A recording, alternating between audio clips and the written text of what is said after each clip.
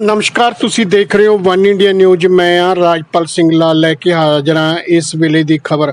ਪਿਛਲੇ ਦਿਨੀ ਭਾਰੀ ਬਰਸਾਤ ਦੇ ਕਾਰਨ ਇਲਾਕੇ ਦੇ ਵਿੱਚ ਲੰਘ ਰਹੇ ਘੱਗਰ ਦਰਿਆ ਵਿੱਚ ਖਤਰੇ ਦੇ ਨਿਸ਼ਾਨ ਤੋਂ ਉੱਪਰ ਪਾਣੀ ਵਗ ਰਿਹਾ ਸੀ। ਕੰਢੇ ਵਾਲੇ ਕਿਸਾਨਾਂ ਨੇ ਇਲਾਕੇ ਦੇ ਅੰਦਰ ਜਾਨੀ ਮਾਲੀ ਨੁਕਸਾਨ ਦੇ ਬਚਾਓ ਲਈ ਦਿਨ ਰਾਤ ਪਹਿਰਾ ਰੱਖ ਕੇ ਕਮਜ਼ੋਰ ਬੰਨਾਂ ਨੂੰ ਜਿੱਥੇ ਮਜ਼ਬੂਤ ਕੀਤਾ ਹੈ ਉੱਥੇ ਟੁੱਟਣ ਤੋਂ ਵੀ ਬਚਾ ਲਿਆ ਹੈ।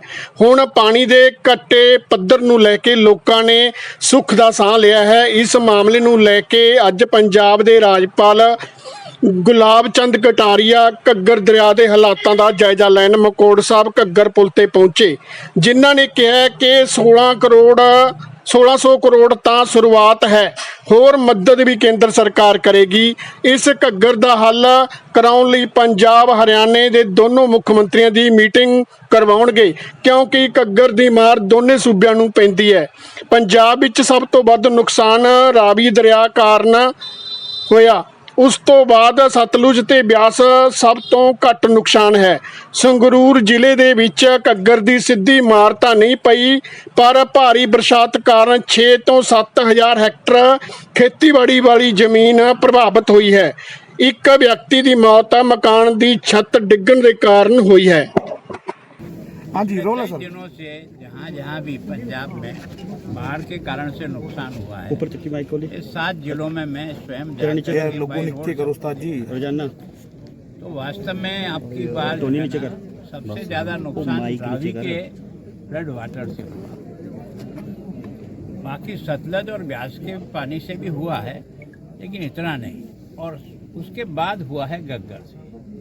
घग्गर के बाढ़ ने भी उसके जो बहाव एरिया में जो लोग आते हैं उनको घग्गर के अत्यधिक पानी के कारण से जो साइडें हैं वो उसको सुरक्षित करना के बिना पानी का फैलाव हो जाएगा। तो यहाँ लोगों ने और प्रशासन ने मिल करके उसकी साइडें नहीं टूटे ताकि लोगों का पानी के बहाव में उनकी खेती और घर नहीं आए।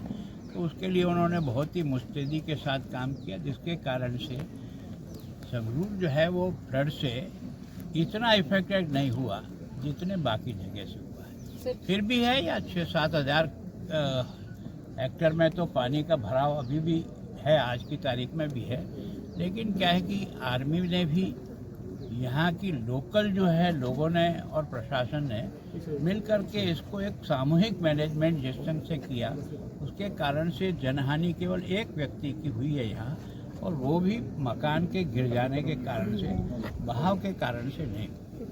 तो इसको बचाने के लिए लोगों ने जिस प्रयत्न से भी बैग और बाकी सब तैयार रखे, जिसके कारण से बंधा टूटा नहीं तो पानी नहीं, लेकिन रिसाव की प्रॉब्लम जरूर आई। पर जैसा मंत्री गोयल साहब ने बताया कि ये पिछले 35 साल से इस समस्या का दोनों राज्य जो है ना अपने अपने पक्ष को रख रहे हैं, लेकिन नुकसान दोनों को ही हो रहा है।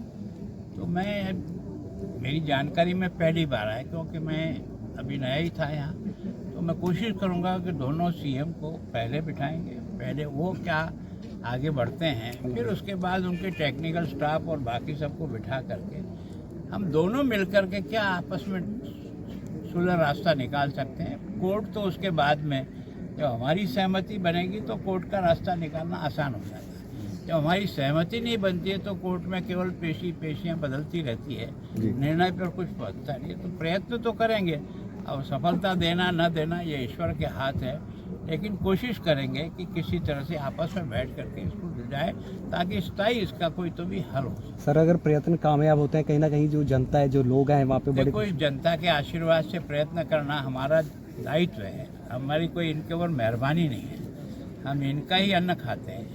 तो हमारी जिम्मेदारी है कि हम जनता को कैसे मदद करें।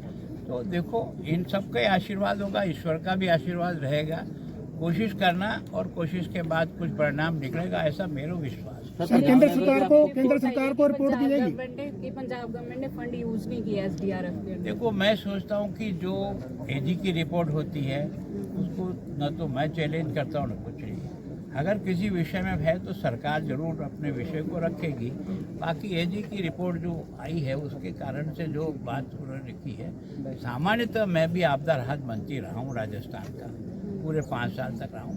आपदा राहत का जो पैसा है वो सभी स्टेट का उनका जो शेयर होता है, चाहे उनके यहाँ आपदा आए चाहे आपदा नहीं आए, वो एक फंड में पड़ा रहता है। उसमें स्टेट गवर्नमेंट का भी शेयर होता है, केंद्र सरकार का भी शेयर होता है। उस पैसे को इसलिए रखते हैं कि कभी भी कोई संकट आए तो उस समय उसकी मदद कर सकते हैं। सर, क्या केंद्र सरकार को कोई सिफारिश की जाएगी आज के जो रिपोर्ट के हिसाब से? देखो, मैं सोचता हूँ केंद्र सरकार के स्वयं कृषि मंत्री यहाँ आए, यहाँ के सरकार के सभी मंत्री भी साथ थे, और प्रधानमंत्री जी स्वयं 2 जिलों का हमारा भी उन्होंने पठानकोट और गुरदासपुर को उन्होंने स्वयं ने देखा है। उनका भी मानना है कि इस समय पंजाब की जो आपदा पानी के फैलाव की वो सबसे ज़्यादा है। उन्होंने टोकन उस दिन सबसे किसानों से भी बातचीत की, उनके सुझाव लिए। जो मदद करने वाली एजेंसी है, आर्मी है, BSF है, NDRF है, प्रशासन है, उनके साथ भी चर्चा की, उनके सुझावों को भी समझा, और उन्होंने कहा कि इस दृष्टि से आपको बचाव की दृष्टि से जिस प्रकार के भी साधनों की जरूरत पड़ती है वो आप लिखो, ताकि कम से कम जिन डिस्ट्रिक्ट में हर समय आपदा आती है तो उनको वो सारे व्हीकल और जिस प्रकार के साधन चाहिए वो दें, ताकि वो तुरंत उसको काम में ले सकें। बाकी किसानों को उनका पूरा खेती का नुकसान जो टीम आई है एनालिसिस करके गई है, यहाँ के लोकल प्रशासन ने अपनी रिपोर्ट दी है। पशुधन का नुकसान हुआ है, फसल का नुकसान हुआ है, आदमी का नुकसान हुआ है, और अब जो आएगा कि बीमारी के लिए जिस प्रकार का काम करना पड़ेगा प्रशासन को, जो तुरंत मदद करनी पड़ेगी, उन सब बातों को ध्यान में रख करके वो जो 1600 करोड़ रुपया उसके लिए वो तो तुरंत एक बार मैनेजमेंट यहाँ का जो आप कर रहे हो आपदा का उसको अच्छे ढंग से कर सको, उसके पास वो मदद मिलेगी। 1600 करोड़ का रेट चल रही है, क्या आपको लगता है कि पंजाब में जो नुकसान हुआ है वो 1600 करोड़ से उसकी भरपाई हो सकती है, वो तो या और फंड की जरूरत पड़ेगी? वो स्वयं ही मान रहे अभी, वो ये कह रहे ये तो केवल और केवल एक इमरजेंसी व्यवस्था के लिए है। उसके बाद जो नुकसान हुआ उसकी एनालिसिस होने के बाद जो भी अधिक से अधिक हम कर सकते हो करेंगे, और ऐसे ही करते हैं हर राज्य को। आपके मुताबिक कितना नुकसान जो मैं पंजाब को है, मैं एकदम आंकलन नहीं कर सकता जब तक रिपोर्ट नहीं आवे। तो ये काम है प्रशासन का, और प्रशासन के दिल्ली की टीम यहाँ 3 दिन रुक के गई, वो भी देख के गई। तो दोनों का मिला जुला काम है। हमारा तो एकदम ये असेसमेंट करना कि मैं ये खाली घूमा और अभी मैं यहाँ खड़ा हूँ, इस पे देख लिया कि इस पे कितना नुकसान हुआ, मैं इसको आंक नहीं सकता।